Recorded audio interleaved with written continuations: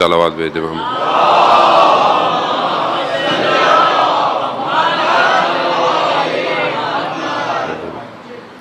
عزیزان محترم، پہلی محرم کی شب ہو چکی ہے. خداوند متعال کی بارگاہ میں شکر گزار ہیں کہ پروردگار نے ہمیں اس سال پھر یہ توفیق عطا فرمائی کہ ہم امام حسین علیہ السلام کے کاروان میں شامل ہو سکیں. ہر سال خدا اس رزق کو اپنی مخلوقات کے لیے اتارتا ہے کہ لوگ جو ہیں وہ یا لیتنی کنت معکم کی صداؤں کو اپنے وجود سے اظہار کریں. انسان زبان سے اقرار کرتا ہی ہے اور زبان ہی سے اقرار کرنا اس کو مسلمان بنا دیتا ہے، لیکن ایمان جو ہے اسے قلب سے اسے اعتقادات کی طرف لے کے جاتا ہے، اور وہ تبھی ممکن ہے کہ جب انسان معرفت اور یقین کے مراحل کو طے کرے، اور وہ تبھی ہوگا کہ جب آپ کوشش کریں گے، اپنے قدم بڑھائیں گے، تبھی سید الشہداء کے کارواں میں شامل ہو پائیں گے. اور ایسا نہیں ہے کہ سید الشہداء نے جو حل من ناصر کی صدا جو ہے وہ صرف کربلا یا 61 ہجری کے لیے تھی، بلکہ وہ صدا ہر دور کے لیے ہے، ہر زمانے کے لیے ہے، ہر شخص کے لیے ہے. اب یہ ہمارے اوپر ہوتا ہے کہ ہم کتنا اپنے کانوں کو صاف رکھتے ہیں اور اپنے امام کی اس آواز کو سن سکتے ہیں. آواز آج بھی گونج رہی ہے، آج بھی وقت کا امام پردہ غیبت میں یہی صدا دے رہا ہے کوئی میری مدد کرنے والا؟ لیکن ہم اپنی زندگیوں میں مصروف، اپنے روز و شب، اپنی زندگی، اپنے کام، اپنی پڑھائی، کیونکہ سب حلال ہے، ضروری بھی ہے، لیکن غفلت یہی ہے کہ انسان توجہ کے بغیر اپنا وجود گزار رہا ہے. قرآن کریم جو کلام الہی ہے، ایسا کلام کہ آپ سوچ سکتے ہیں، ہماری گفتگو بھی توحید کا محور ہی ہے. انشاءاللہ خدا ہمیں توفیق دے کہ ہم اس کو بہتر طریقے سے ادا کر سکیں. عزیزان محترم، سب سے بہتر کلام الہی ہے. آپ دنیا جہان کی کتابیں پڑھ لیں، آپ دنیا جہان کا کلام سن لیں، وہ سب مخلوقات کا کلام ہے. خالق کا کلام ایک ہی ہے، اور خالق بہتر جانتا ہے اپنی مخلوق سے کیسے گفتگو کرنی ہے اور کہاں گفتگو کرنی ہے. میں بہت معذرت چاہتا ہوں، آپ کو ہو سکتا ہے برا لگے، لیکن جو اگر دیر سے آیا کرے، جہاں جگہ ملے بیٹھ جایا کریں. باقی لوگ بھی بہرحال مجلس سننے آتے ہیں، مجھے بھی تھوڑی سی توجہ میری ڈسٹریکٹ ہو جاتی ہے، اور جو آگے بیٹھے ہیں بہت معذرت کے ساتھ سب عزادار ہیں، میرے آنکھیں آپ کے پاؤں کی خاکوں کے نیچے لگیں، لیکن بہرحال تقدس عزاداری ہے، سب کو اسے رکھنا چاہیے. صلوات بھیج دیں محمد والے.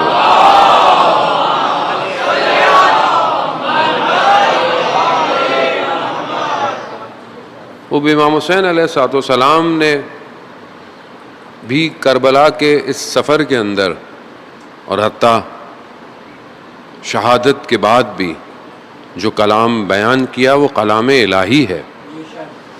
وہ کلام الہی جاویداں ہے، ہمیشہ سے ہے، ہمیشہ رہے گا، اور جب تک ہم اس کلام کو اپنے وجود میں پیوست نہیں کریں گے ہم بھی جاویداں نہیں ہو سکتے. اب یہ کلام ہماری زندگی میں کتنا ہے، قرآن کتنا ہے ہماری زندگی میں؟ میں یہ سب سے پہلے سوال اپنے آپ سے پوچھ رہا ہوں. آپ سے تو میری جرت نہیں کہ میں آپ سے کچھ کہہ سکوں، لیکن ہم خود اپنی روزمرہ زندگی میں دیکھیں. ہم دنیا کے کلام سنتے ہیں، باتیں سنتے ہیں، سوشل میڈیا کا دور ہے، یوٹیوب، فیس بک، انسٹاگرام، ٹک ٹاک اور پتہ نہیں کیا کیا ساری چیزیں. ماشاءاللہ اچھے کام بھی ہیں اس کے اندر ظاہر ہے، لیکن آپ دیکھیں انسان ٹی وی، نیوز، خبریں، ایک ہی خبر کو 100 دفعہ سنتا رہتا ہے. شوق ہے اس کو، انسان کو، اس سے بھی سنے گا، اس سے بھی سنے گا. خبر وہی ہے، خبریں بھی جھوٹی ہیں. سچی خبر تو نبأ العظیم ہے جسے قرآن کہہ رہا ہے. بس باقی خبریں تو سب جھوٹی ہیں، وہ ایک ہی عظیم خبر ہے جسے قرآن نے سنایا ہے، لیکن ہم اس کو سنتے رہتے ہیں اور یہ شور ہے زندگی میں، یہ شور اس آواز کو سننے نہیں دے رہا۔ ایسا نہیں ہے کہ اس کلام میں طاقت نہیں ہے، کلام میں طاقت ہے، کلام میں طاقت تھی۔ عزیزان محترم، دو شخص جب مدینہ سے نکلے اپنے مسائل کا حل کرنے کے لیے مکہ آئے، اور مکہ کے اندر بہرحال ان کے تعلقات تھے، مکہ میں پہنچے تو وہاں پوچھا بھائی ہمارے بڑے مسائل ہیں، آپس میں مشکلات ہیں، آپ کو پتہ ہے اوس و خزرج کئی سو سال سے جنگیں تھیں آپس میں، کبھی ایک جانور کے اوپر، کبھی کسی چیز کے اوپر۔ جب مکہ آئے اپنی پریشانی کو بیان کرنے تو مکہ والوں نے کیا کہا؟ ہم تو خود بہت پریشان ہیں۔ کہا کیوں؟ کہا وہ ایک شخص ہے جو کہتا ہے کہ میں نبی ہوں اور اپنے آپ کو اللہ کا نبی بنا رہا ہے، ہماری تو اس نے مشکل میں ڈالا ہوا ہے ہم لوگوں کو، ہم تو اپنی پریشانی میں، ہم تمہاری کیا پریشانی کریں؟ تو اس نے اللہ کون ہے؟ کہا نہیں، بالکل بھی نہیں اس کو سننا۔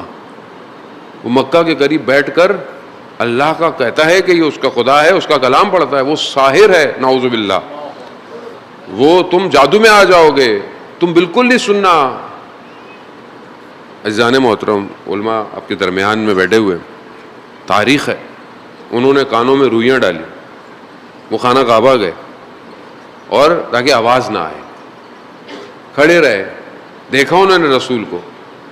ایک نے کہا کہ ہم جب واپس جائیں گے تو مدینہ والوں کو کیا بتائیں گے، کیا کہیں گے؟ کہ مطلب کہیں گے کہ ایک شخص ایسا وہاں پہ ہے، آ گیا ہے اور یوں کر رہا ہے، لیکن کیا بتائیں گے؟ ہم کیا کہیں گے؟ ہمارے کان بند تھے تو ہمیں لوگ کہیں گے کہ بھائی سنتے تو صحیح وہ کیا کہہ رہا ہے۔ انہوں نے روئی ڈالی، بس کلام الہی تھا، اثر کر گیا۔ وہ ایسا اثر کیا کہ وہ دونوں جو ہے وہ رسول کے گرویدہ ہو گئے، اور یہی وہ شخص ہیں کہ جنہوں نے رسول کو بعد میں جو ہے وہ دعوت دی۔ اور مدینہ ایسے نہیں پلانڈ ہوا، مدینہ سسٹمیٹک پلان تھا، یہ کلام الہی، لیکن اس کے لیے وجود کا پاک ہونا بڑا ضروری ہے، ورنہ قرآن بہت لوگ تلاوت کر رہے تھے، کرتے ہیں، وجود پاک نہ ہو تو یہ اثر نہیں کرتا۔ عزیزان محترم، خوب اپنے وجود کو پاک کریں۔ وہ تین طرح کی مصیبتیں اور بلائیں ہیں عزیزان محترم، تین طرح کی چیزیں ہیں کہ جس پر انسان کے اوپر آئیں تو انسان صبر کرتا ہے۔ قرآن کئی جگہ اس کو کہہ رہا ہے کہ بہرحال جب ان پر کوئی مشکل پڑتی ہے بہرحال یہ صبر کرتے ہیں۔ خدا بھی قرآن میں ان اللہ مع الصابرین، بے شک خدا صبر کرنے والوں کے ساتھ ہے۔ بس مقدماتی سے گفتگو ہے عزیزان محترم۔ صبر جو ہے وہ تین چیزوں پر ہے۔ پہلا صبر جو ہے وہ معصیت پر، یعنی انسان جو ہے وہ گناہ سے اپنے آپ کو بچائے، یعنی گناہ اس کے سامنے ہو مگر وہ صبر کرے۔ خوب یہ معصیت پر، گناہ پر صبر کرنا یہ خود صبر ہے۔ آپ کے سامنے آپشن ہے گناہ کرنے کا، لیکن آپ صبر کر رہے ہیں۔ خاص طور پہ جوان، آج کے سوشل میڈیا انٹریکشن بہت زیادہ ہے، آپ کچھ دیکھ رہے ہیں، کچھ پڑھ رہے ہیں، کچھ سن رہے ہیں، محرم ہے، نوحہ سن رہے ہیں، مجلس سن رہے ہیں۔ خوب ظاہر ہے یہ جو کلاؤڈ سسٹم ہے انٹرنیٹ کا، خوب یہ ظاہر ہے ہم نے نہیں بنایا، یہ کسی اور کی سرزمین ہے، یہ ملک ہے پورا، یہ ایک پوری حکومت ہے۔ خوب اس پر کوئی بھی چیز آپ کی مرضی سے نہیں آتی ہے، اس کے اپنے الگورتھم ہے۔ کوئی چیز غلط آ جائے، اب انسان کا نفس کیا کہتا ہے؟ کلک کرو آگے کی طرف۔ خوب یہاں صبر ایک صبر کی قسم ہے، اور آپ نے کر لیا تو ان اللہ مع الصابرین ہے۔ خوب یہ صبر کرنا ہے، آپ نے اگنور کرنا ہے، خوب یہ صبر ہے، کوئی بھی نہیں دیکھ رہا لیکن آپ نے صبر کرنا ہے۔ دوسرا بہرحال خدا نے اس کے اوپر چیزوں کو واجب رکھا ہے، عبادت ہے، نماز ہے، روزہ ہے، سخت ہے، رات کو جاگے ہوئے تھکے ہوئے ہیں، 1 گھنٹہ ہوا ہے، سوئے ہیں، فجر اذان ہو گئی ہے، اب آپ نے اٹھنا ہے، اب آپ کیا بولیں گے؟ نیند آ رہی ہے، تکلیف ہے، بدن نہیں اٹھا جا رہا، مگر آپ نے صبر کرنا ہے۔ خدا کی عبادت کے لیے صبر کرنا ہے، اٹھنا ہے۔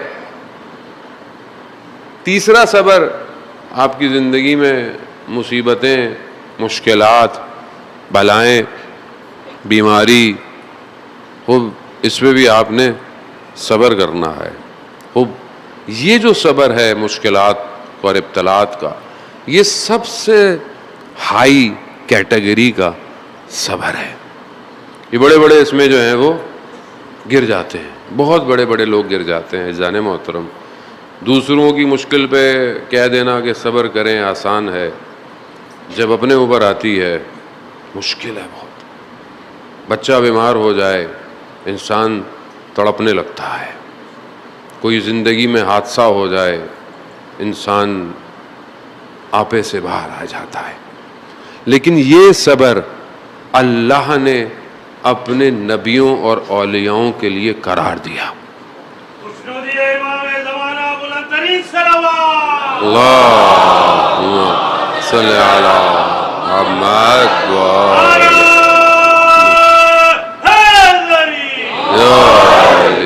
اذان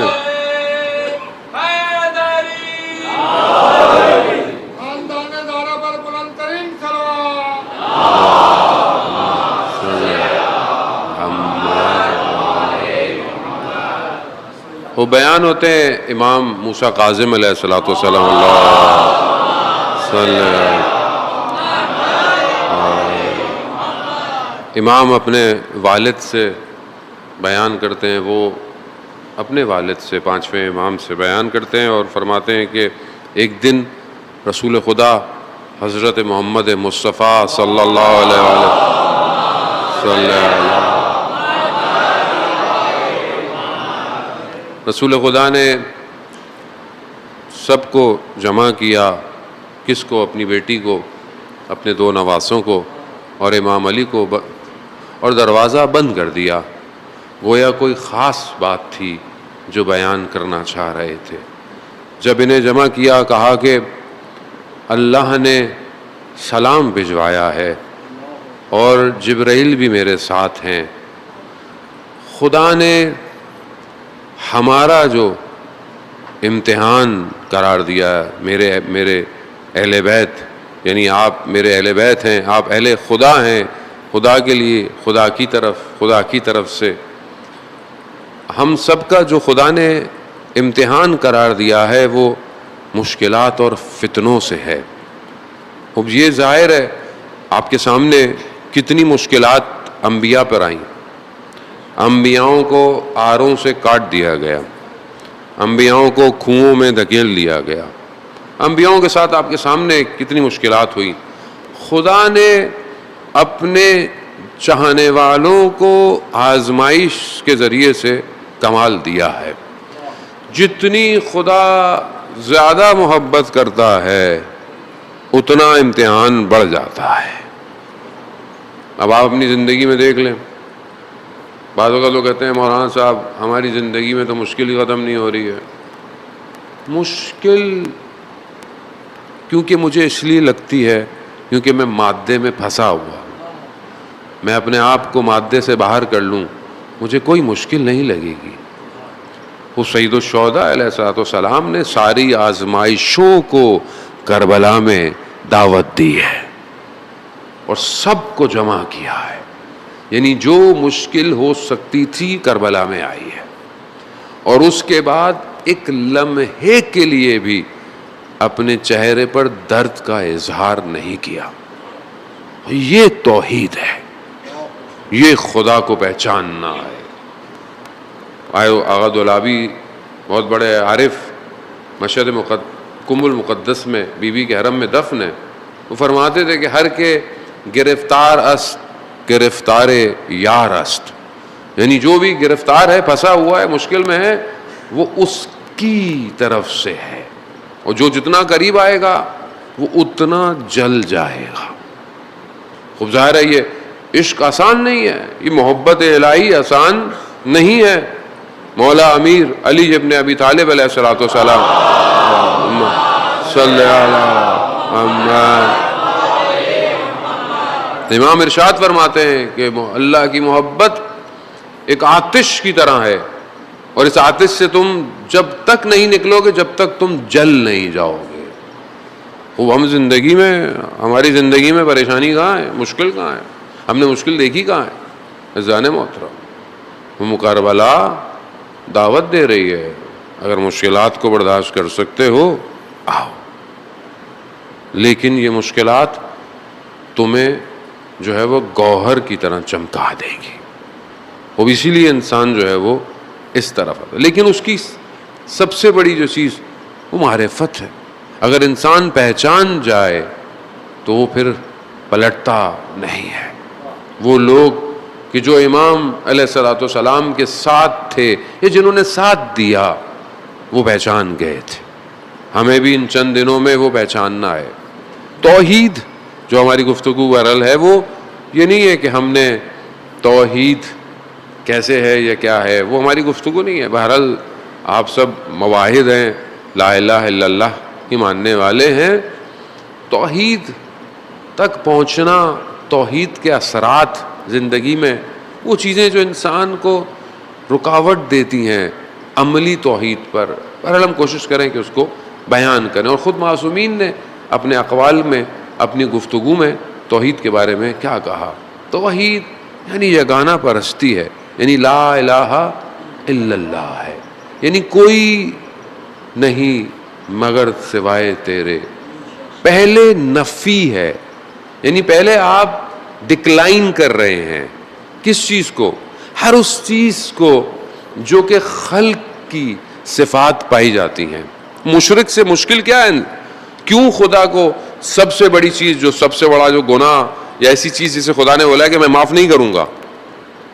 خدا اپنے معاملے میں بہت پوزیسو ہے, ہاں بہت حساس ہے. خدا کہہ رہا ہے میں باقی چیزیں معاف کر دوں گا, لیکن اگر کسی کو میرے شریک ٹھہرایا تم نے, میں نہیں معاف کروں گا. وہ خدا ہے, خدا کی مرضی ہے, وہ جلال بھی ہے, اس کے ہاں جمال بھی ہے, وہ رحمان بھی ہے, وہ رحیم بھی ہے, اس کی اپنی مرضی ہے.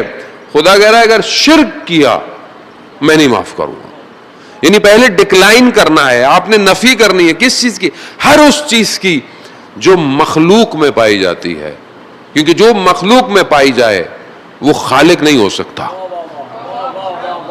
جو بھی چیز مخلوق میں پائی جائے, مخلوق کی صفات ہوں, مخلوق کے اندر ہو, وہ خالق میں نہیں ہو سکتی. خالق منزہ ہے. دعائے عرفہ میں پڑھتے ہیں سبحانک سبحانک پروردگار, یعنی پروردگار تو منزہ ہے. خود سبحان جو ہم پڑھتے ہیں سبحان اللہ یا سبحان, خود یہ اسم الہی ہے. یہ اسم الہی جب بیان کیا جاتا ہے کہ پروردگار تو منزہ ہے, تو ہر چیز سے, ان چیزوں سے ہٹا ہوا ہے, تو پاک ہے, یہ چیزیں تیری شان میں نہیں ہیں. خوب یہ پہلے آپ کو ڈیسائیڈ کرنا ہے. وہ آج یہ جو انسان اپنے عمل میں تھوڑی سی کوتاہی کرتا ہے, غفلت کرتا ہے, ایسا نہیں خدا نخواستہ, کیونکہ شرک دو طرح کا ہے. ایک شرک علنی ہے, ایک شرک خفی ہے, ایک شرک چھپا ہوا ہے. اور چھپا ہوا شرک میں جو روایات کہتی ہیں وہ اتنا باریک شرک ہے کہ جیسے رات کی تاریکی میں کوئی چیز پتھر پر چل رہی ہو, تاریکی میں نظر نہ آئے, شرک خفی ویسا ہے. اور شرک خفی ظاہر ہے یقیناً اعتقادات میں نہیں ہے, کہیں نہ کہیں انسان عمل میں کوتاہی کرتا ہے. معذرت کے ساتھ تھوڑی سی گفتگو اگر ہلکی بلکی لگے, البتہ مجھے آتا جاتا اتنا کچھ ہے نہیں, میں پھر ترجمہ ہی کر رہا ہوں آپ کی خدمت میں. عزیزان محترم, پاکیزگی, خدا نے ہر چیز کو اپنے وجود سے, ساری چیزوں کو جو صفت کو دے دی, وہ مخلوق کو صفتیں دے دی, وہ مخلوق کی ہیں, سب مخلوق کی ہیں. خدا منزہ ہے. سید الشہداء دعا عرفہ میں یہ کہتے ہیں کہ پروردگار تو ہر چیز سے منزہ ہے, نہ تیری ابتدا ہے نہ تیری انتہا ہے. کیونکہ اگر ابتدا ہو کہ بس اب سے ابتدا ہوا, کب سے ابتدا, جہاں کب آ جائے وہاں خالق نہیں ہے. جہاں کب آ جائے وہاں ٹائم شروع ہو جائے گا, جہاں ٹائم شروع ہو جائے وہ پھر مخلوق ہو جائے گا. خالق وقت کا بھی خالق ہے, زمانے کا بھی خالق ہے, مکان کا بھی خالق ہے. اب یہاں یہی وجہ ہے کہ جو اتنی گفتگویں دوسرے ادیان کے ساتھ مناظرے, وہاں سب توحید کی گفتگو ہے. سارا مسئلہ توحید کا ہے. کنتو کنزن مخفیاً, میں چھپا ہوا خزانہ تھا, میں نے چاہا پہچانا جاؤں. خدا چاہتا ہے کہ مجھے پہچانو, اس نے پہچاننے کے لیے پورا سسٹم خلق کیا ہے. 1,24,000 کو اپنی پہچان کے لیے بھیجا ہے, اولیاء کو پہچان کے لیے بھیجا. خود اس کو پہچانو. لیکن اگر یہ انسان اس کو نہ پہچانے اور اپنی شناخت میں کھو بیٹھے, عزیزان محترم, روز قیامت میں کتنی شرمندگی ہوگی. خدا خود کہتا ہے کہ میں نے, اے بنی آدم, میں نے سب کچھ تیرے لیے خلق کیا ہے مگر تجھے میں نے اپنے لیے خلق کیا ہے. لیکن آج انسان کے پاس وقت نہیں کہ اس اپنے خالق کو ایک سجدہ کر لے. خوب یہ انسان, خوب یہی توحید ہے. خوب یہاں پاک ہونا, منزہ ہونا. امام حسین علیہ السلام, اللہ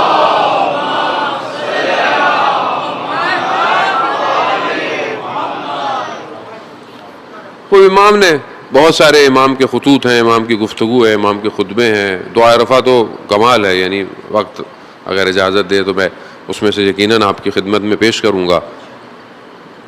بصرہ والے لوگوں نے, کچھ لوگوں نے امام کو خط لکھا اور صمد کے بارے میں, کہ جو ہم سورہ توحید میں بھی پڑھتے ہیں, بسم اللہ الرحمن الرحیم, قل واللہ احد اللہ الصمد لم یلد ولم یولد ولم یکن لہ کفوا احد.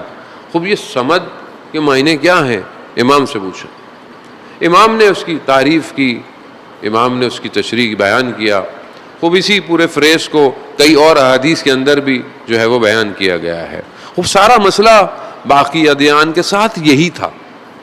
جہاں بعض اوقات یہودی جو ہے وہ یہ کہتے تھے کہ حضرت زہیر جو اللہ کے نبی ہیں وہ اللہ کے بیٹے ہیں, حضرت عیسیٰ اللہ کے بیٹے ہیں. خوب یہ ظاہر ہے, خوب سارا مسئلہ یہی تھا کہ یہ خدا کو نہیں پہچانے. یعنی خدا وہ ہے کہ نہ جسے کسی نے پیدا کیا ہے اور جو نہ کسی کو پیدا کرتا ہے. پیدا کرنا الگ ہے, خلق کرنا الگ ہے. وہ دونوں چیزوں میں فرق ہے. نہ کسی نے اس کو جنا ہے نہ اس نے کسی کو جنا ہے. خوب یہ سادہ سا ترجمہ ہے, لم یلد ولم یولد. ویسے تو روایات ہیں کہ سورہ توحید آخری زمانے میں لوگوں کو سمجھ میں آئے گی. بہرحال ابھی آخری زمانہ تقریباً آ ہی گیا ہے, تھوڑا ہی عرصہ رہ گیا ابھی انشاءاللہ. بلکہ ہم تو کہیں کہ ابھی امام کا ظہور ہو جائے. صلوات بھیج دیں محمد اللہ.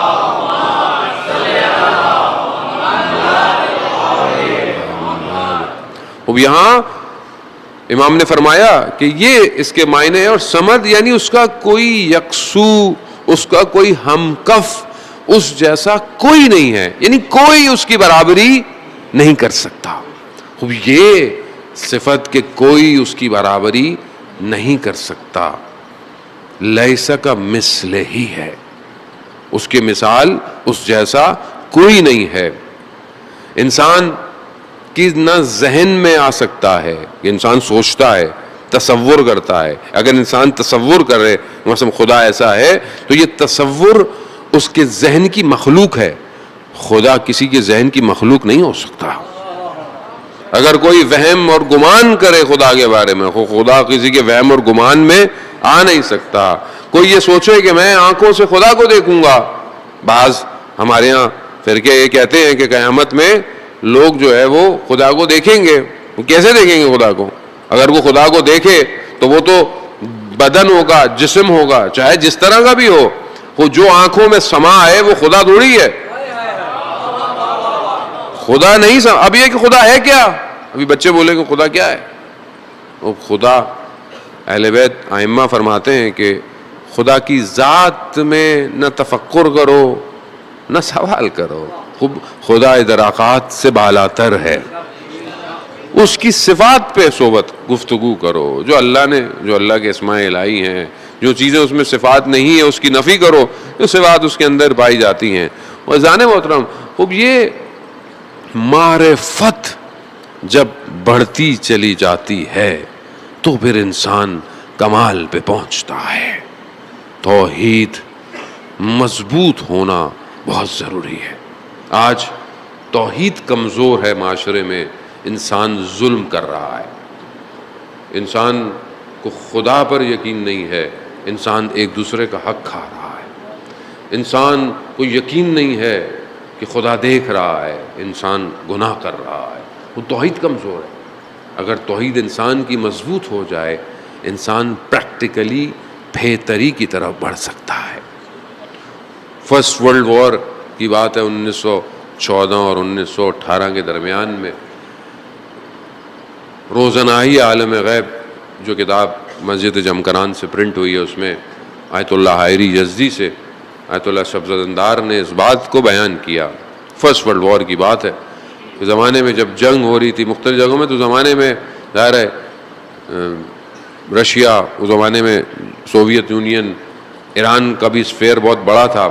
اس زمانے میں ہر طرف سے لوگ جو تھے وہ جنگ کے اندر شامل تھے۔ تو ارومیہ کے بارڈر پہ کوئی نہ کہیں جنگ تھی رشین کے ساتھ۔ تو وہاں ایک ڈاکٹر جو تھا وہ تعینات تھا، جس کا کام تھا بہرحال زخمیوں کو جو ہے وہ ٹریٹ کرنا۔ تو وہ کہتا ہے میں نے دیکھا کہ کچھ لوگ ایک باڈی کو لے کر آ رہے ہیں، تو میں نے کہا شاید یہ لاش ہے، مر گیا ہے، لیکن میرے سامنے لا کے رکھا تو دیکھا اس کے اندر جو بندہ تھا وہ زندہ تھا۔ اس نے مجھے کہا کہ میرے پیچھے جو ہے نا وہ تیر لگ گیا ہے، نیزا ٹائپ، تم اسے نکال دو۔ تو اس نے کہا کہ میرے پاس ایسی دوائی نہیں کہ میں تمہیں بے ہوش کر کے نکال سکوں۔ کہا نہیں، مجھے مسئلہ نہیں ہے، کہا رات کا وقت ہے، اندھیرا ہے۔ تو کہا مسئلہ نہیں، تمہارے پاس چاقو ہے، تمہارے پاس جو ہے وہ جو پیون لگاتے ہیں وہ ہے، کہاں ہے؟ کہا بس چاقو سے کاٹو اور جو ہے وہ مجھے اس کے بعد سی دو جو بھی ہے۔ کہا تمہیں تکلیف نہیں ہوگی؟ کہا نہیں مجھے کچھ نہیں ہوگا۔ کہا اس کو میں نے اٹھایا، پتھر پہ لٹا دیا، رات کی تاریکی تھی، میں نے چاقو سے کاٹا، نکالا، سیا۔ میں نے دیکھا کہ اس نے ایک چیخ بھی نہیں ماری۔ جب میں نے اس کے چہرے کی طرف دیکھا تو وہ زمین کی طرف تھا اور زمین اس کے چہرے سے روشن ہو رہی تھی۔ میں نے جب غور سے سنا تو وہ ذکر الہی میں مشغول تھا۔ جب میں نے سب کر لیا تو میں نے اسے پوچھا کہ تمہیں تکلیف کیوں نہیں ہوئی؟ تو اس نے کہا کہ جب امیر المومنین علیہ الصلوۃ والسلام کے اللہم صلی علی محمد،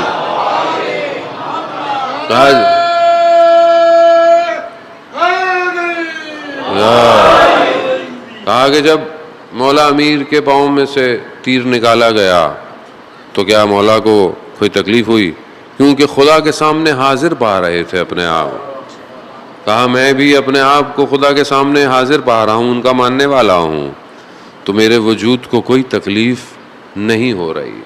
کہا میرے لیے بہت عجیب تھا کہ کوئی ایسا شخص۔ پھر ایسے میں مجھے خبر ملی کہ جو ہے وہ فوج جو ہے وہ بارڈر کی طرف آ رہی ہے، لیکن انہوں نے کہا کہ بتانا نہیں فوجیوں کو، ڈاکٹر نے، کہ کہیں لوگ ڈی موٹیویٹ نہ ہو جائیں، ڈر نہ جائیں، ہم اس کو آہستہ آہستہ ہم ان کو پیچھے لے جائیں گے۔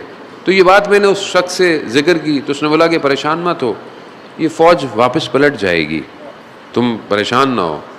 لیکن میں نے جب یہ بات کسی اپنے ہیڈ کو بتائی تو انہوں نے کہا کہ نہیں یہ لوگ ایسی باتیں کرتے ہیں، لیکن یہ ہوا بعد میں خبر آئی کہ فوج واپس چلے گئی۔ جب یہ دو چیزیں میں نے اس میں سے دیکھی تو میں نے کہا یہ عام آدمی نہیں ہے، یہ کوئی خاص آدمی ہے۔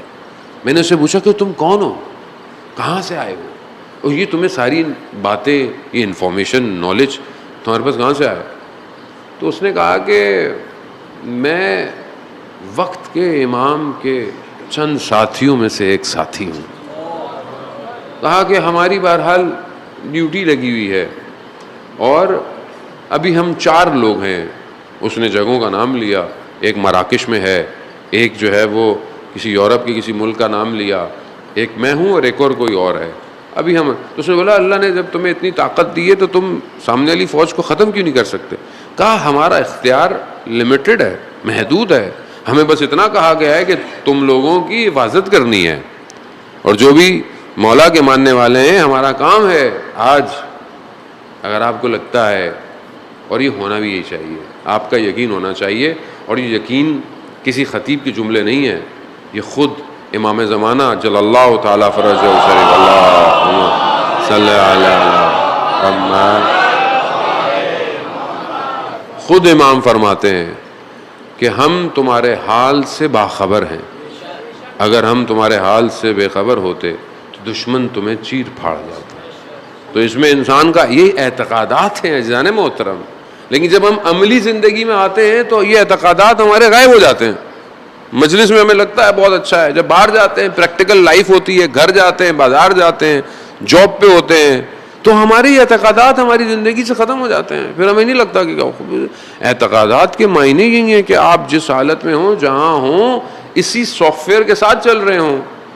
صرف خدا مسجد میں تو نہیں ہے، صرف خدا جب آپ مصلی بچھاتے ہیں تو نہیں ہے، خدا تو ہر جگہ ہے، خدا تو ہر وقت ہے. وہی خدا جو مصر میں حضرت یوسف کو بچا سکتا ہے تو وہی خدا آج بھی جوان کو بچا سکتا ہے. خوب یہ اعتقاد ہے. تو اس نے بہرحال یہ بتایا کہ ایسا ہے. تو اس نے بولا کہ خوب میں نے تمہاری جان بچائی ہے تو مجھے تم ہدیہ کب دو گے؟ تو اس نے بولا کہ فلانی جگہ تو جب تم مشہد آؤ گے تو میں تمہیں اس کی قیمت واپس کروں گا. کہہ رہا ایسے ہوا، ہمارا جو بریگیڈ تھا وہ چلتا چلتا بہرحال مشہد اس زمانے میں خراسان تھا، وہاں پہنچے ہم. تو وہاں رات کو مجھے اچانک سے کہا کہ کچھ فاصلے پر کچھ فوجی زخمی ہو گئے ہیں تو وہاں آؤ. رات کی تاریکی ہے، شدید سردی ہے، بس ایک وہ گھوڑا سواری پہ مجھے سوار کیا گیا اور مجھے لے گئے. کچھ نہیں ہے، اندھیرا ہے، شدید سردی. اچانک سے میں نے دیکھا کہ ہوا لطیف ہوئی اور دیکھا کہ دو لوگ میرے اس گھوڑے سواری جو پیچھے کافٹ ہوتا ہے اس کے اندر بیٹھے ہوئے ہیں، اور ان میں سے ایک شخص وہی تھا اور دونوں آپس میں باتیں کر رہے ہیں. کہا کہ تھوڑی دیر میں فلانی جگہ پر جو ہے وہ توپوں سے بمباری ہوگی تو تم واپس نہیں جانا. تو دوسرے نے کہا یہ اس کو بتا دو. کہا یہ ہماری بات سن رہا ہے، تم نے واپس رات کو پلٹنا. حالانکہ اس نے واپس جانا تھا. خوب یہ تھوڑی دیر ہوئی، اچانک سے وہ دونوں غائب ہو گئے. پھر وہی سردی. اس نے چلانے والے سے جو سواری چلا رہا تھا کہا تم نے کسی کو دیکھا؟ کہا دیوانے ہو گئے ہو، اتنی رات کو یہاں کون نظر آئے گا. وہ یہ ہوا کہ رات کو پلٹا نہیں اور وہاں پر جو ہے وہ توپوں سے بمباری ہو گئی. عزیزان محترم، وقت کے امام کے ساتھ لوگ ہمیشہ سے ہیں اور ہمیشہ رہتے ہیں. اپنے اندر صلاحیت ایجاد کرنی پڑتی ہے. کربلا کا دروازہ آج بھی کھلا ہوا ہے. گو کہ 61 ہجری میں جتنے آ سکتے تھے آئے، پھر نہیں آئے، لیکن وقت کے امام ہر وقت بلانے کے لیے تیار ہیں. آپ اور میں اپنے اندر ظرفیت پیدا کریں، ہم جو ہے وہ آگے کی طرف بڑھ سکتے ہیں. ظاہر ہے وہ تبھی ممکن ہے کہ جب آپ کا اعتقاد ٹھیک ہو. توحید عملی انسان کی زندگی میں امپورٹنٹ ہے، اور توحید انسان کے آشکار، انسان کی گفتگو سے پتہ چلتی ہے کہ وہ کس کا ماننے والا ہے. انسان کا نفس سب سے زیادہ مشکلات پیدا کرتا ہے. انسان کا وجود اسے خدا کی طرف، یعنی وہ خواہشات ہیں. ظاہر ہے اللہ نے نظام ایسا بنایا ہے کہ انسان کا وجود اس سسٹم کی طرف کھنچتا ہے. خوب یہ فطرت ہے کہ انسان اٹریکشن کی طرف جو وہ جاتا ہے، لیکن وہیں اللہ نے جو اپنا نظام دیا ہے وہ اس لیے دیا ہے کہ ہم ان اٹریکشن کی بجائے صرف حلال کی طرف جائیں.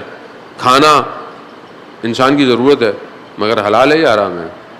آپ ملک سے باہر جاتے ہیں، یہاں تو آپ سب کھاتے ہیں، اب یہاں تو پتہ بھی نہیں ہوتا حلال ہے کہ حرام ہے، سبھی کھلایا چلا جاتا ہے، پتہ بھی نہیں ہوتا. لیکن جب آپ ملک سے باہر جاتے ہیں تو آپ کو سب سے پہلی چیز کیا چیز ہے کہ کھانا حلال ہے یا حرام ہے. وہ کیوں؟ آپ سب بہت سارے لوگ کہتے ہیں جی بسم اللہ پڑھ کے کھا لو، لیکن کیسے ایک چیز حرام ہے آپ کیسے کھائیں گے آپ بسم اللہ پڑھ کے جب وہ ذب شرعی نہیں ہے، یا مثلا اس کے اندر کچھ ملا ہوا ہے. تو اس کا چیز کیا چیز ہے؟ ایک آدمی بہت جستجو کرتا ہے، کہتا ہے مثلا اس کے اندر کیا ڈلا ہوا ہے، یہ ڈلا ہوا ہے، کیوں ہے یہ آپ کا اعتقاد ہے، یہ آپ کے اندر توحید راسخ ہو چکی ہے. آپ بھوکے رہنا پسند کرتے ہیں مگر آپ ایک بسکٹ بھی نہیں کھائیں گے کہ اگر اس کے اندر کوئی چیز حرام ہے. خوب یہی چیز آپ کو ہر جگہ بتاتی ہے کہ آپ قیامت کو مد نظر رکھے ہوئے ہیں، آپ حدود الہی کو مد نظر. لیکن انسان کی خواہشات، انسان کا نفس اس کو ہر وقت آگے کی طرف لے کے چل رہا ہے. اور یہ اتنا خطرناک ہے کہ بعض اوقات انسان ریاضتیں کرتا ہے، انسان پریکٹس کرتا ہے، اپنے آپ کو مجاہدت میں ڈالتا ہے، لیکن اس وقت بھی بعض اوقات وہ نفس ہوتا ہے. یعنی آپ دیکھیں کہ بعض اوقات انسان اپنے نفس کی وجہ سے نماز پڑھنی ہے، ماشاءاللہ مسجد میں پڑھنی ہے، بہت زبردست، پہلی صف میں پڑھنی ہے، بہت اچھی بات ہے. اب تھوڑی سی دیر ہو گئی، پہلی صف میں نہیں پہنچے، اب اندر کھلبلی مچ گئی، آج میں پہلی صف میں نہیں بیٹھا، لوگ کیا سوچیں گے، آج میں دیر سے آیا۔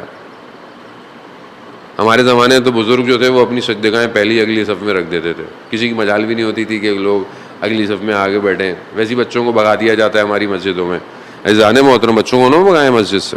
آج آپ بچے کو مسجد سے بھگائیں گے، کل کبھی بھی وہ نہیں آئے گا۔ اللہ کی مرضی، آپ کھیلنے دیں بچوں کو، چاہے سجدگاہ اٹھ کے بھاگتے ہیں بھاگنے دیں، کھیلنے دیں۔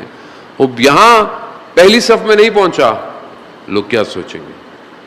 میں روز مجلس میں آگے بیٹھتا ہوں، آج مولانا کو نظر نہیں آؤں گا، مولانا کیا سوچیں گے؟ بھائی میں کیا سوچوں گا، میرے لیے تھوڑی آ رہے ہیں آپ، امام کے لیے آ رہے ہیں آپ۔ اور یہ نفس ہے، نفس انسان پوری زندگی گزار دیتا ہے، لیکن اسے یہ نہیں پتا ہوتا کہ یہ خدا کے لیے نہیں کر رہا، نفس کے لیے کر رہا ہے۔ یہی چیز میں خاموش رہوں، میں یہ بات سنوں، خوب یہ نفس ساری زندگی انسان کو دھوکہ دیتا ہے۔ سب سے بڑی مجاہدت اسی کے ساتھ ہے، اور یہ تب تک ممکن نہیں جب تک آپ اپنے پروردگار کی معرفت حاصل نہ کریں۔ انسان اپنے آپ کو سکین کرے، اپنے آپ کو، جتنا انسان خود اپنی چیزوں کو بہتر کر سکتا ہے کوئی اور نہیں کر سکتا۔ خود انسان کو احساس ہو، اپنا آپ کو آئینے میں دیکھے، اپنے نفس کو کیٹر کرے، اور یہ تب ممکن ہے جب آپ پریکٹس کریں۔ آج کے دور کے اندر محاسبہ بالکل نہیں ہے، وہ انسان کیسے اپنے آپ کو سکین کرے؟ دنیا کی کوئی چیز سکین تو نہیں کر سکتی آپ کے بیماریوں کو، جو آپ کی نفس کی روح کی بیماریاں ہیں، اس کو آپ نے خود کرنا ہے۔ آپ اگر رات کو وضو کریں سونے سے پہلے، اور اگر آپ مصلی بچھا کے بیٹھ جائیں، تو آپ خدا کی بارگاہ میں پورے دن کو ریوائنڈ کریں، چیک کریں میں نے پورے دن میں کیا کیا، میں نے جملہ غلط کہاں بولا، میں نے نگاہیں غلط کہاں اٹھائیں، میں نے سوچا غلط کیا کیا۔ تھوڑی سی دیر لگتی ہے، اس کو سوچیں۔ اگر ایک رپورٹ سامنے آ جاتی ہے اور اس میں آ جاتا ہے یہ نیگیٹو ہے یا پازیٹیو ہے، وہ بلڈ بھی تو ٹیسٹ کراتے ہیں آپ، تھوڑی دیر میں رپورٹ آ جاتی ہے، کلر یہ ہے فلانا، یہ ہے ہیموگلوبن، یہ ہے وائٹ پلیٹس، یہ ہیں کولیسٹرول اتنا ہے، سب کچھ اتنا ہے، وہ بلڈ میں بھی تو آ جاتا ہے نا، ایک قطرے سے انسان کو پتہ نہیں کیا کیا پتہ چل جاتا ہے۔ خوب آپ خدا سے اگر مدد مانگیں تو خدا آپ کے وجود میں ان قطروں کو ایجاد کرے گا کہ نہ صرف اپنے آپ کو بلکہ اپنے اطراف کی بیماریوں کو بھی دیکھنا شروع کر دیں گے۔ خوب ایجاد کریں۔ سید الشہداء کے ماننے والے ہیں، اپنے آپ کو بلند کریں۔ محرم بلندی کے لیے ہے، مجلس حسین اپنے آپ کو بلند کرنے کے لیے، پستی کے لیے نہیں ہے۔ یہ ذکر الہی ہے، یہ ان کا ذکر ہے کہ جن کے لیے رسول خدا حضرت محمد مصطفیٰ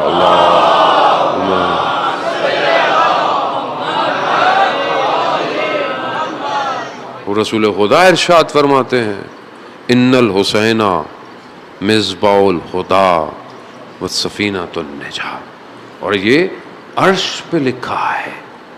عرش کہاں ہے، عرش کیسا ہے، غیر ہمیں تو نہیں پتا، عرش پہ لکھا ہے۔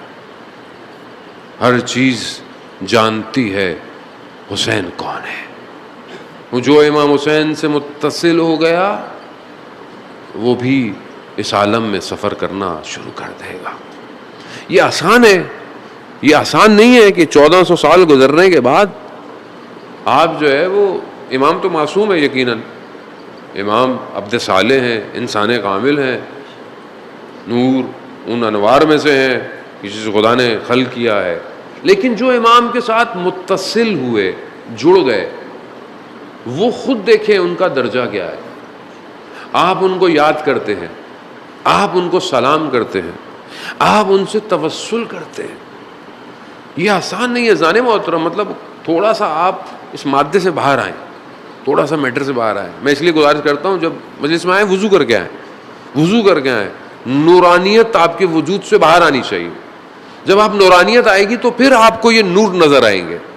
آپ صرف ایک نور کو دیکھیں کہ 61 ہجری میں آخری لمحے ایک شخص آتا ہے، ہاتھوں کو باندھ کے، آنکھوں پہ پٹیاں، اپنی غلطی کی جو ہے وہ اس کو ازالہ کرنے امام کے پاس آتا ہے، امام سے معذرت کرتا ہے۔ امام ہے، امام رؤوف ہے، امام مہربان ہے، امام ہادی ہے، ہدایت کرنے والا ہے، امام کا دروازہ کھلا ہوا ہے۔ یہ ہم لوگ ہیں جو ایک دوسرے پہ الزام لگاتے ہیں، یہ ہم لوگ ہیں جو ایک دوسرے کو جنت اور دوزخ بانٹ رہے ہیں۔ ہم کون ہوتے ہیں؟ مولانا صاحب یہ تو وہ ہیں جو مجلس میں آخر میں آتے ہیں۔ خو آنے دو، مجلس تمہاری ہے، مجلس حسین کی ہے۔ حسین نے تو آخری آنے والے کو سب سے پہلے کمال پہ پہنچایا ہے، سب سے پہلے کمال پہ دیا۔ مولانا یہ صرف نیاز کھانے آتے ہیں، وہ کھانے دو، حسین کریم ہے، حسین کا لنگر بہت بڑا ہے، یہ حسین کی نیاز کھائے گا تو اس کا وجود پاک ہو جائے گا۔ مولانا یہ صرف ماتم کرتے ہیں، وہ کرنے دو، یہ ہاتھ حسین حسین کر کر اس کے سینے پہ لگیں گے، اس کا وجود نورانی ہو جائے گا۔ مگر اس شخص کا واقعہ آپ نے نہیں سنا؟ بہت بڑے عالم دین رات کی تاریکی میں شہر سے گزر رہے تھے، دیکھا کہ ایک شخص نشے کی حالت میں اوباش ہے، بدماش ہے۔ کہا شیخ کہاں جا رہے ہو؟ کہا مجلس پڑھ کے آ رہا ہوں۔ کہا ہمارے لیے بھی مجلس پڑھو۔ اب انہوں نے کہا کہ میں اب اس کو کیا سمجھاؤں؟ کہا دیکھو مجلس یہاں تو نہیں پڑھی جا سکتی، تم مجلس کبھی رکھو کہیں تو ہم آ جائیں گے۔ کہا نہیں یہیں پڑھو شیخ۔ کہا میں اب اس سے کیا بولتا؟ تو میں نے کہا ایسا بہانہ کروں کہ یہ مجھے جانے دے۔ کہا دیکھو مجلس کے لیے ممبر کی ضرورت ہوتی ہے، ممبر ہوگا تو ہم مجلس پڑھیں گے۔ وہ شخص جھک گیا، کہا شیخ میری کمر ممبر ہے، مجلس پڑھو۔ کہا کوئی چارہ نہیں تھا، میں اس کی پیٹھ پہ بیٹھ گیا، صرف میں نے یہاں کہا اعوذ باللہ من الشیطان الرجیم، کہا میں نے دیکھا اس کا بدن کانپنا شروع کیا۔ میں نے تھوڑا ہی سا کچھ کہا، میں اٹھ گیا گھبرا کے، میں نے کہا یہ نہ ہو کہ اس کو کچھ ہو جائے۔ دیکھا اس کی آنکھوں میں آنسو ہیں، گریے کر رہا ہے۔ اس نے کہا شیخ آؤ میں تمہیں تمہارے گھر تک چھوڑ دوں۔ میں نے کہا نہیں میں چلا جاؤں۔ کہا نہیں کہیں تمہیں کوئی اور تنگ نہ کرے۔ جیسے ہی میرے دروازے پر آیا میں جانے لگا، کہا شیخ ایک سوال پوچھو؟ ہاں پوچھو۔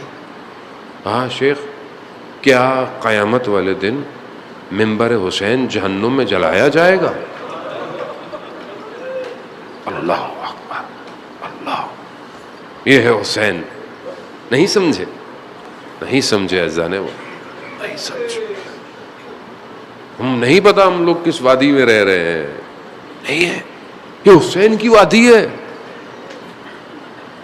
یہاں خاک شفا ہے، خاک شفا۔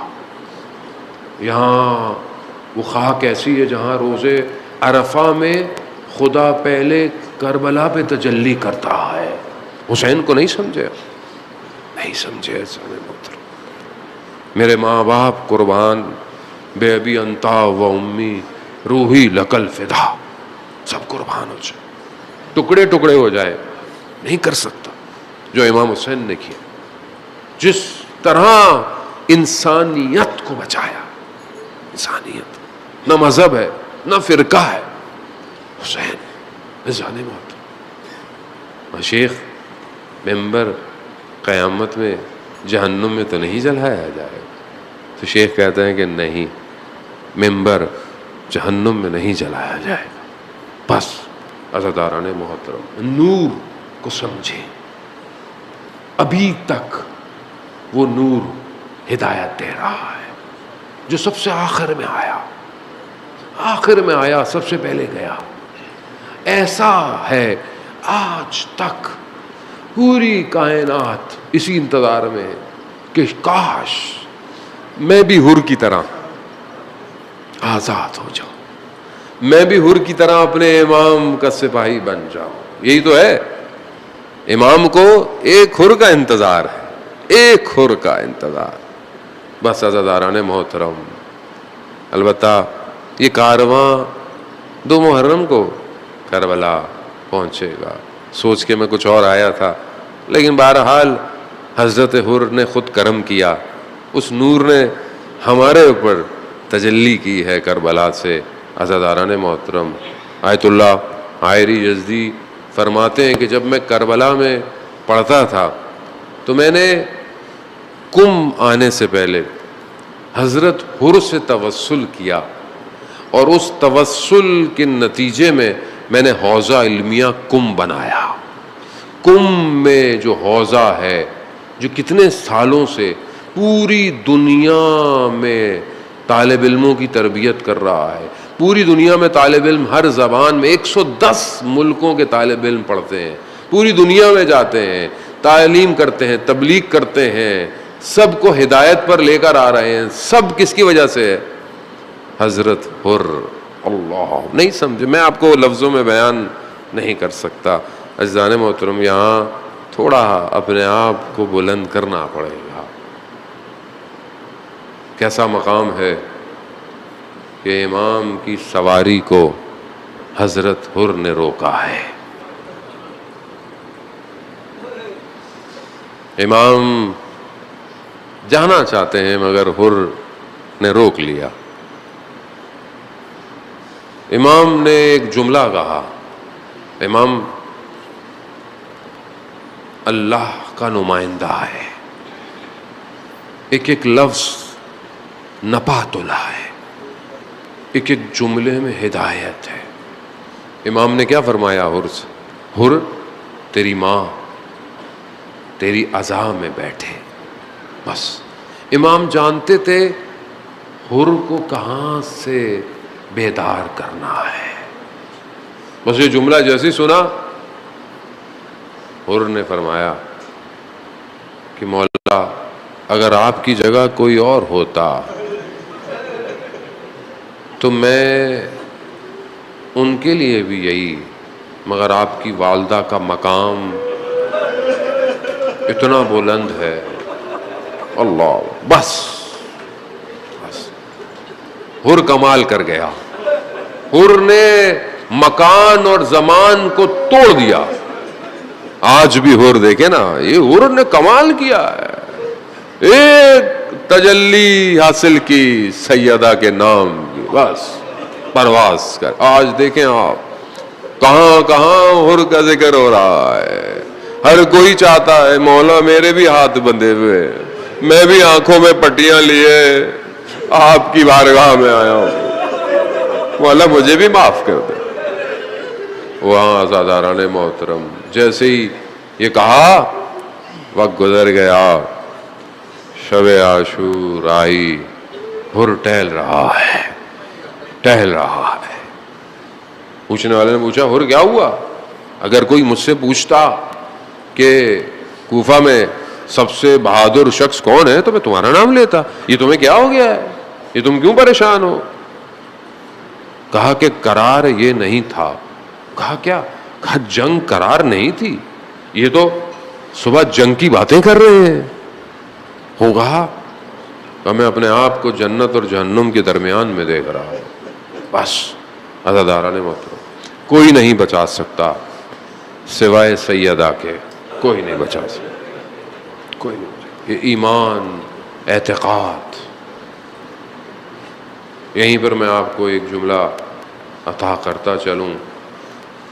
آیت اللہ فاطمی نیا رضوان اللہ تعالی علیہ فرماتے ہیں کہ اگر تم یہ دیکھنا چاہتے ہو کہ خدا نے ابھی تک تم پر خیر رکھی ہوئی ہے، خیر میں یعنی خدا تمہیں چھوڑا نہیں ہے، تو اپنے دل میں سیدہ کی محبت دیکھو۔ اگر یہ محبت ہے سمجھ لو خدا نے تمہیں چھوڑا نہیں ہے۔ اللہ، خدا کا اپنا نظام ہے، خدا کا اپنا۔ بس عزاداران محترم، حر پلٹ آیا اپنے بیٹے کے ساتھ، اپنے غلام کے ساتھ، اپنے بھائی کے ساتھ۔ بہرحال مقاتل بیان کرتے ہیں، جب آ رہا ہے تو امام کو بتایا گیا حر آ رہا ہے۔ اللہ اکبر۔ امام اس دن سے حر کا انتظار کر رہے ہیں۔ میں قربان جاؤں امام پر۔ اللہ اکبر، اللہ اکبر۔ علی اکبر کو بھیجا، جاؤ علی اکبر حر کو لے کر آؤ۔ آئے امام کے آگے جھک گئے، معافی مانگی، مولا مجھے معاف کر دے، مجھ سے غلطی ہو گئی۔ نہیں حر، کوئی بات نہیں، آؤ بس، مولا مجھے جانے دے، مجھے اجازت دے۔ جب کوئی مہمان آئے تو تھوڑی دیر تو بٹھانا چاہیے، تھوڑی دیر تو بٹھانا چاہیے،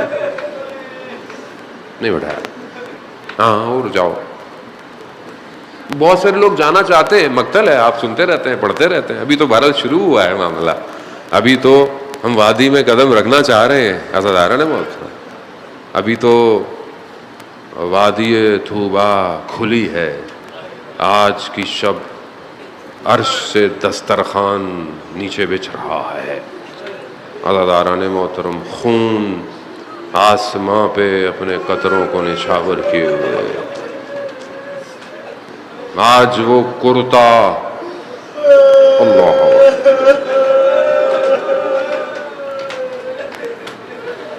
پہلی محرم کو وہ خون بھرا کرتا، وہ نیزوں کے نشان عرش پہ لٹکا دیا جاتا ہے۔ عزادار مہمان ہے، تھوڑی دیر تو مولا آپ نے بہت سے لوگوں کو تو جانے نہیں دیا، بولا نہیں ابھی نہیں جاؤ، ابھی نہیں۔ یہ حر کو کیسے جانے دیا؟ مہمان تھا۔ مہمان جب آئے تو کچھ تو پوچھا جاتا ہے، کچھ نہیں تو پانی تو پوچھا جاتا ہے، مگر یہاں زہرا کا لال 3 دن کا پیاسا ہے، پانی نہیں ہے، کیا کہا حر جاؤ۔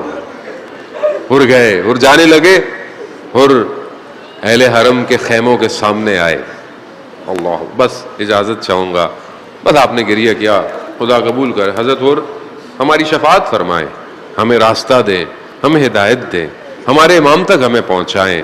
عزاداران، ہر شہید بہت بڑا مقام رکھتا ہے۔ عزاداران محترم، حر آئے، اہل حرم کے سامنے بیٹھے، خاک اپنے سر پہ ڈالی، ہاتھوں کو نہ جانے کس طرح باندھا ہوگا، اور کہا امیر کی بیٹیوں سے کہ قیامت میں اپنی والدہ سے میری شکایت مت کیجیے گا۔ بس یہ کہنا تھا، حر گئے۔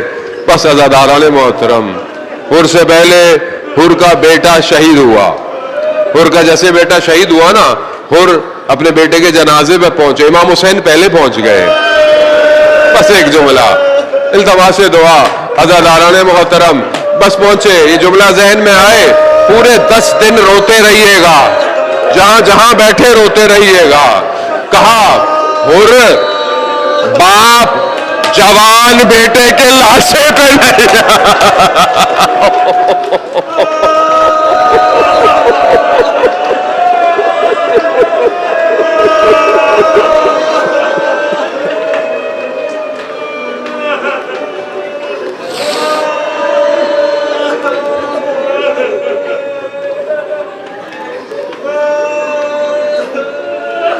الا لعنۃ اللہ علی القوم الظالمین وسیعلم الذین ظلموا ای منقلب ینقلبون۔ پروردگار تجھے واسطہ محمد و آل محمد کا، امام زمانہ کے ظہور میں تعجیل عطا، ہمیں ان کے ناصروں، ان کے مددگاروں میں شمار فرما۔